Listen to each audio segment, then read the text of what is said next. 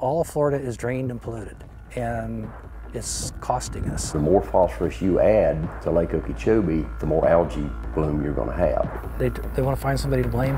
It's all of us. It's every single one of us. If you live in Florida, you're part of the problem. Coast to coast, north to south, it's the farmers' fault. Well, who are the farmers? Well, we're the farmers.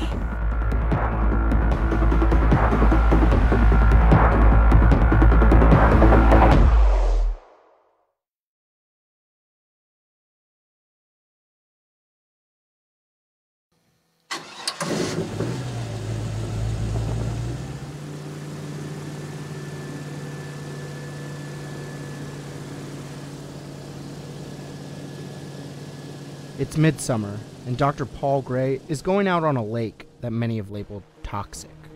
Really, the high water and the nutrients are not the problem, they're the symptom of the problem. Blue-green algae blooms appeared in Lake Okeechobee early this summer. Scientists say the algae is harmful to humans and marine life.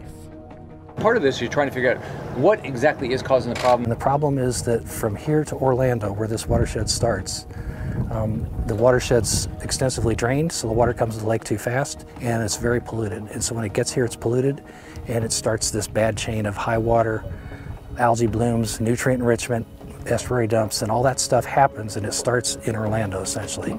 That pollution, one element, phosphorus. The recommended level of phosphorus discharge to the lake is 140 metric tons annually.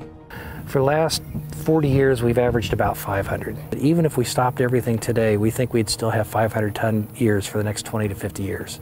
But where is it coming from, and how does it get into the lake? So then when they're on there and they go through the cows and they wind up in cow manure, and then whenever it rains on that and it dissolves, then that phosphorus can, be used. The rainfall is basically a vehicle to get it south into Lake Okeechobee. And unfortunately, then it could go east and west into the tributary. Farms and ranches dominate the land north of Lake Okeechobee. 50% of the area around the lake is defined as agriculture. And the biggest contributors are the dairies. It's coming from row crops. A lot of it comes from cattle ranches. Wes Williamson's family has ranched in Florida for more than a century. He knows his land contributes to the problem, but he meticulously measures how much phosphorus comes on and off his land every year. And he says other ranchers do the same. Most of them are very concerned about the environment on their property. Most of them are very proud of the environment that we provide. Despite efforts, 97% of the phosphorus that ends up in Lake Okeechobee comes from the north. It's statistics like this that frustrate Robert Hammock. Whenever you cut a piece of cane open, it's not like pixie dust falls out of it.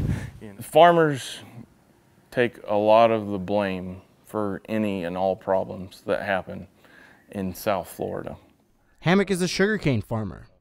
His stalks go straight from his farm to the factory of U.S. Sugar, one of a handful of sugar companies in the state, also known as Big Sugar. I don't know what to think about the algae. I mean, I wish it wasn't there. I don't know what the cause of it is. I didn't put it there.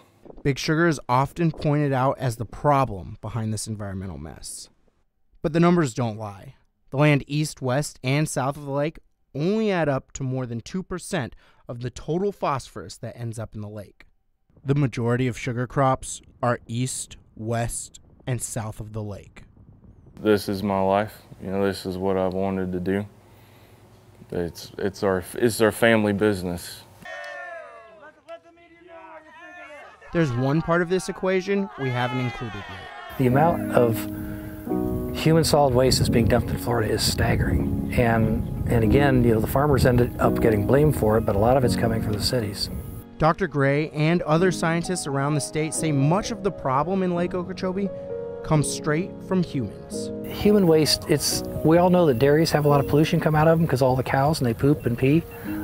Cities are like a dairy, and a lot of people are on urban water supplies, and they're in an urban, their water goes to a waste treatment plant somewhere. You flush the toilet and it's gone. Well, if that stuff's carried up here in a truck and dumped, then you didn't get rid of your waste problem. 484 metric tons of new phosphorus ended up in the water of Lake Okeechobee this year.